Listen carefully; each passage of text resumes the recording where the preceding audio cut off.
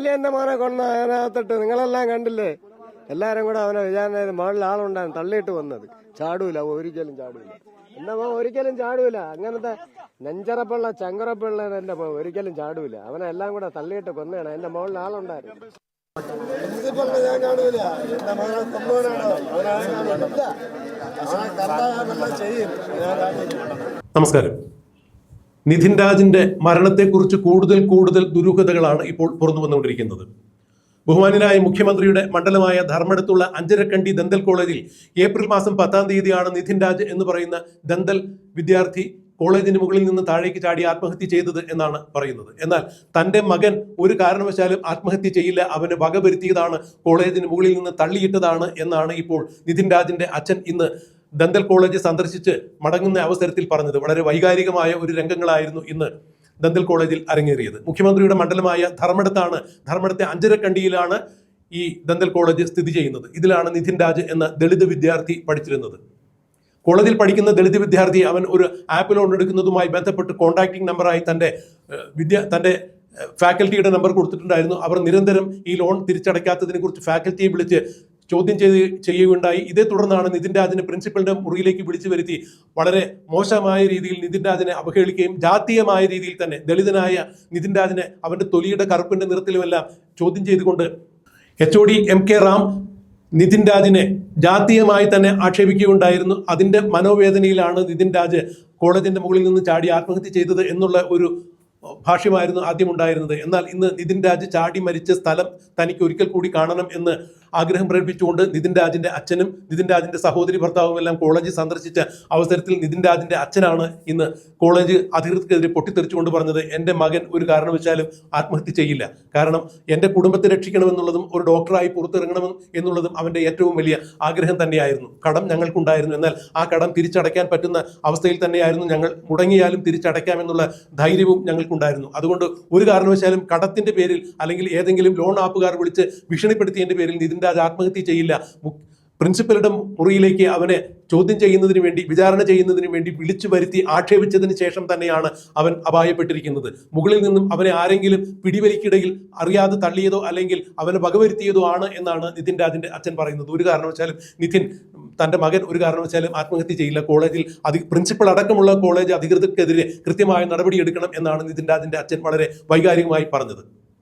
ഏതാണ്ട് 52 ദളിത് സംഘടനകളുടെ ആഭിമുഖ്യത്തിൽ ഇന്ന് അഞ്ചരക്കണ്ടി ദന്തൽ കോളേജിലേക്ക് ഒരു മാർച്ച് നടക്കുകയുണ്ടായി. ഈ മാർച്ച് തടഞ്ഞുകൊണ്ട് കോളേജിന്റെ ഭാഗത്തു നിന്നും കുറച്ച് ബൗൺസർമാരെയും ഇറക്കിയിട്ടുണ്ടായിരുന്നു. അതായത് ഗുണ്ടാ പ്രവർത്തനം തന്നെയാണ് ദളിത് സംഘടനകൾ നടത്തിയ മാർച്ചിനെതിരെ ഇവർ നടത്തിയത്. വളരെ സമാധാനപരമായി തന്നെയായിരുന്നു ദളിത് സംഘടനകൾ മാർച്ച് നടത്തിയത്. എന്നാൽ തന്റെ മകൻ ഒരു കാരണവശാലും മരണപ്പെട്ടതല്ല, അവനെ കൊലപ്പെടുത്തിയതാണ്, ആത്മഹത്യയിലേക്ക് അല്ലെങ്കിൽ അവനെ മരണത്തിലേക്ക് ഇവർ തള്ളിവിട്ടതാണ് എന്ന് തന്നെയാണ് നിധിൻ രാജിന്റെ അച്ഛൻ വളരെ വൈകാരികമായി പ്രതികരിച്ചത്. ഒരു കാരണവശാലും തന്റെ മകൻ ആത്മഹത്യക്ക് കീഴടങ്ങില്ല എന്നാണ് നിധിൻ രാജിന്റെ അച്ഛൻ പറഞ്ഞത്. തന്റെ കുടുംബത്തിന്റെ ഏക ആശ്രയമായിരുന്നു അവൻ എന്നാണ് പറഞ്ഞത്. ദളിത് സംഘടനകൾ നടത്തിയ മാർച്ചിൽ 10 കോടി രൂപയാണ് അവർ കോമ്പൻസേഷനായി ഈ കുടുംബത്തിന് കൊടുക്കേണ്ടത് എന്നാണ് ആവശ്യപ്പെട്ടത്. കോളേജ് അധികൃതരുടെ ഭാഗത്തു നിന്നും ഈ കാര്യത്തിൽ യാതൊരു തരത്തിലുള്ള ഒരു ഉറപ്പുകളും ലഭിച്ചിട്ടില്ല. എന്നാൽ നിധിൻ രാജിന്റെ മരണത്തിൽ കോളേജ് അധികൃതർ കൃത്യമായ നടപടികൾ എടുക്കുന്നത് വരെ നിയമ നടപടികളുമായി മുന്നോട്ട് പോകും എന്നാണ് ദളിത് ഓർഗനൈസേഷൻസ് ഇന്ന് പറഞ്ഞത്. 10 കോടി രൂപ കോമ്പൻസേഷൻ കിട്ടുക എന്നത് മാത്രമല്ല, HOD ആയ MK റാമിനെ അവിടെ നിന്ന് പുറത്താക്കണം. പുറത്താക്കിയാൽ മാത്രം പോരാ, കോളേജ് ഇപ്പോൾ MK റാമിനെ പുറത്താക്കിയിട്ടുണ്ടെന്ന് പറയുന്നു. പുറത്താക്കിയാൽ പോരാ, അയാളെ കണ്ടെത്തി നിയമത്തിന് മുന്നിൽ കൊണ്ടുവന്ന് കൃത്യമായ നിയമ നടപടികൾക്ക് വിധേയമാക്കണം. കൂടാതെ സംഗീത എന്ന് പറഞ്ഞ ഫാക്കൽറ്റിക്കെതിരെയും നടപടികൾ ആവശ്യമാണ്. വിനോദിനി എന്ന് പറയുന്ന പ്രിൻസിപ്പലിനെതിരെയും നടപടി ആവശ്യമാണ് എന്നാണ് ഇവർ പറഞ്ഞിരിക്കുന്നത്. എന്തായാലും കേരളത്തിലെ ഒരു കോളേജിലും ഒരു വിദ്യാർത്ഥിക്കും ഇനി ഇത്തരത്തിലുള്ള യാതൊരു തരത്തിലുള്ള ഒരു അപകടവും ഉണ്ടാകാൻ പാടില്ല. അതിനുവേണ്ടി കൃത്യമായ രീതിയിൽ തന്നെ നിയമ നടപടികൾ കൈക്കൊള്ളണം. മാതൃകാപരമായി ഈ കുറ്റക്കാർക്കെതിരെ ശിക്ഷാ നടപടികൾ സ്വീകരിക്കണം എന്നാണ് നിധിൻ രാജിന്റെ അച്ഛനടക്കമുള്ള ആളുകൾ ഇപ്പോൾ ദളിത് സംഘടനകളും ആവശ്യപ്പെട്ടിരിക്കുന്നത്.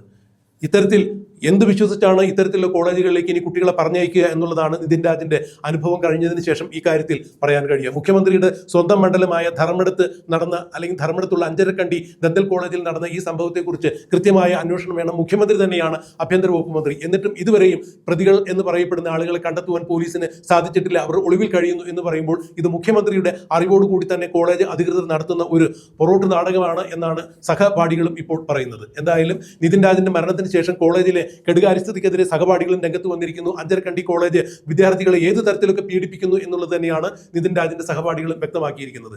എന്തായാലും ഇക്കാര്യത്തിൽ കൃത്യമായ നടപടികൾ ആവശ്യമാണ് എന്ന് തന്നെ കോളേജിലെ വിദ്യാർത്ഥികളും ആവശ്യപ്പെടുമ്പോൾ തീർച്ചയായും നിതിൻ രാജിന്റെ മരണം ഒരു ആത്മഹത്യയല്ല, അത് കൊലപാതകം തന്നെയാണ് എന്നുള്ള തരത്തിലാണ് നിതിൻ രാജിന്റെ അച്ഛനും പറയുന്നത്. ഇക്കാര്യത്തിൽ കൃത്യമായ അന്വേഷണ നടപടികൾ നിയമപരമായി തന്നെ ഉണ്ടാകും. പോലീസിന്റെ ഭാഗത്തു നിന്നും നിയമവകുപ്പിൽ നിന്നും കൃത്യമായ ഇടപെടലുകൾ ഉണ്ടാകും എന്ന് നമുക്ക് പ്രത്യാശിക്കാം, കാത്തിരിക്കാം.